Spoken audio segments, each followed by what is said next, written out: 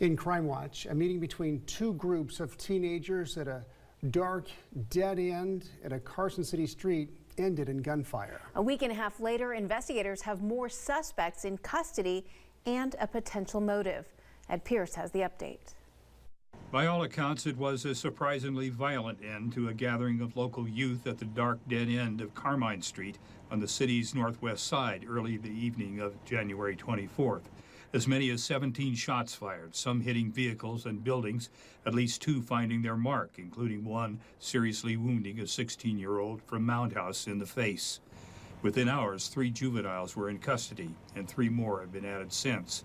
A 17-year-old from Carson City was arrested last week for his role, and 2 18-year-olds, Juan Antonio Mena and Miguel Antonio Vargas, were arrested by Lyon County authorities at a Mound House home. They are facing a list of weapons-related charges. There were drugs present, but they may have served as bait rather than a cause. At this point in time, it all points towards a gang rivalry in the area between some Carson City youth gangs and some Lyon County youth gangs. And it may have been a setup, one group using marijuana to lure the other to a meeting prepared for a confrontation. The incident, Furlong says, should serve as a reminder that Carson's youth gang problem, relatively quiet for some time, is still here, and even small communities like Mound House can also have them. I don't think that you're going to find any community that is immune. I think that communities who believe that there is not a need for an enforcement or retention activity in these areas, it is everywhere.